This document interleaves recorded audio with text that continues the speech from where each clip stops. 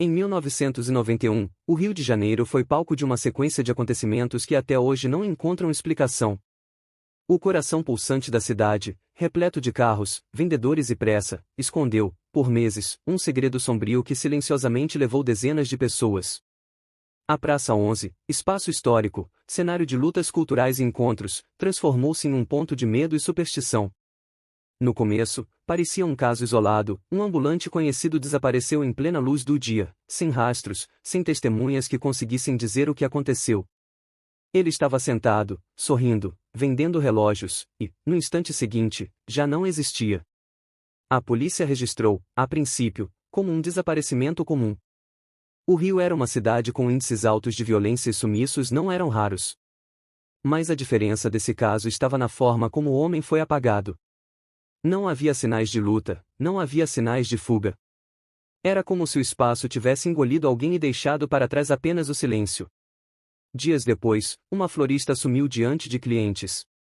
O relato do homem que recebeu o buquê foi de puro terror. Ela começou a se desfazer diante de seus olhos, como fumaça levada pelo vento, deixando para trás o som oco do medo. O que ninguém esperava era que o fenômeno iria se repetir. Nas semanas seguintes, nomes se acumulavam nas delegacias. Comerciantes, trabalhadores, até mesmo turistas desapareceram sob as mesmas circunstâncias. O padrão começou a chamar a atenção, sempre no fim da tarde, sempre entre 17 horas e 18 horas e 30, sempre precedido por um silêncio que deixava a cidade muda por segundos. Pessoas que vivenciaram esse instante falaram de uma ausência de sons tão forte que o barulho interno do próprio corpo parecia amplificado, o batimento cardíaco, a respiração, até o leve estalar dos ossos ao se mexer. Era como se o mundo tivesse pausado antes de retirar alguém dele. Relatos começaram a variar, alguns descrevendo um calor repentino, outros um frio súbito, um vento contrário que parecia empurrar o corpo para trás. Um motorista de ônibus afirmou, em depoimento, que viu um passageiro sentado no último banco desaparecer enquanto olhava para fora da janela, sem emitir um som. Um taxista contou que, parado no semáforo próximo, viu um homem ser puxado por algo invisível, como se tivesse caído de costas num poço que ninguém mais via. Um estudante de jornalismo, curioso e imprudente, tentou filmar. A fita, recuperada dias depois, mostrava segundos de imagem distorcida, chiados e flashes de luzes que não condiziam com o ambiente. No último frame, antes da tela escurecer, o estudante olha para a câmera, seus olhos arregalados, a boca aberta como se quisesse gritar, e então nada, um silêncio eterno. Enquanto a imprensa buscava respostas, o governo tentava conter o pânico. Comunicados oficiais falavam em coincidências, em fugas planejadas, mas as ruas diziam outra coisa. Famílias inteiras choravam desaparecidos sem nenhum sinal de sequestro, sem pedidos de resgate, sem corpos. Investigações internas foram abertas, e segundo documentos vazados anos depois, peritos registraram leituras eletromagnéticas incomuns na área central da Praça 11 nos horários críticos. Havia picos de interferência em rádios, chiados repentinos em transmissões, e, por instantes, sinais de telefonia caíam, como se o ar ali fosse cortado por ondas invisíveis. Historiadores começaram a revisitar o passado do local. Antes de ser praça, aquele solo foi palco de encontros, de música, mas também de sangue.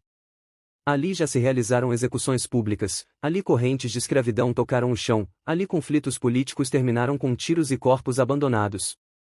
Para religiões de matriz africana, a região guardava uma energia ancestral, um cruzamento espiritual que, se perturbado, poderia liberar forças além da compreensão humana. Pesquisadores de fenômenos paranormais ligaram o ciclo de 1991 a registros de 1961 e 1931, décadas antes, quando também se documentaram desaparecimentos inexplicáveis e surtos de violência coletiva no mesmo perímetro. Entre os policiais, teorias corriam em voz baixa.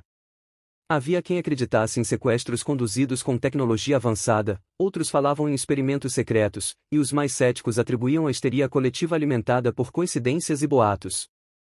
Mas nenhum deles tinha como explicar a ausência absoluta de rastros.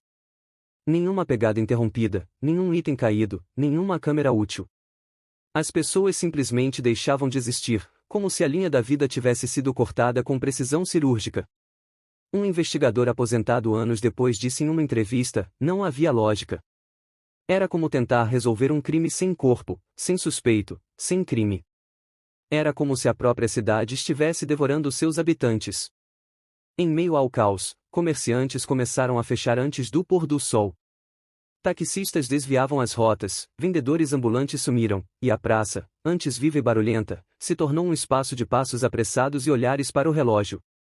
O medo criou códigos silenciosos, ninguém ficava no centro após as 5:30, ninguém olhava por muito tempo para o mesmo ponto, ninguém atendia chamadas de números desconhecidos enquanto atravessava a área. Sim, boatos diziam que ligações anônimas precediam sumiços, vozes que chamavam pelo nome, frias, distantes. Aos poucos, o número de desaparecidos chegou a 34. 34 pessoas retiradas do mundo sem deixar vestígios, sem um único corpo para velar. Entre agosto e dezembro de 1991, a Praça 11 foi um vórtice de medo. E tão repentino quanto começou, o fenômeno cessou. Nenhum novo caso. O barulho voltou, o comércio abriu, o trânsito retomou o caos de sempre. Mas quem viveu, quem viu, quem perdeu alguém, jamais voltou a atravessar aquele pedaço da cidade com a mesma tranquilidade. O tempo passou, mas o eco permanece. Há quem diga que ainda hoje, se você parar na praça na hora errada, vai sentir o vento parar, o ar pesar, a luz mudar de cor por um instante. Há motoristas que evitam a região sem saber explicar por quê. Há seguranças que juram ouvir passos atrás deles em madrugadas silenciosas, passos que param quando eles viram. Há moradores antigos que garantem que ciclos assim não terminam, eles apenas aguardam. Para eles, a Praça 11 respira como um organismo vivo, um coração que bate lentamente, e quando bate forte demais, leva consigo o que estiver por perto. Estamos de novo na beira de outra década. O intervalo entre os surtos, segundo os estudos, seria de 30 anos.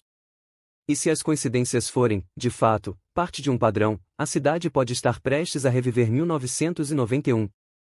Talvez sejam apenas lendas urbanas.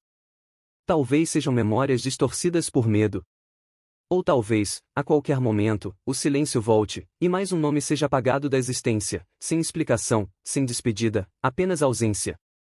Se um dia você atravessar a Praça 11 ao entardecer, e perceber que tudo parou, o vento, os carros, até o som da própria respiração, não olhe para trás, não pare. Porque, segundo os que sobreviveram para contar, o que quer que leve as pessoas, não precisa que você veja para te encontrar.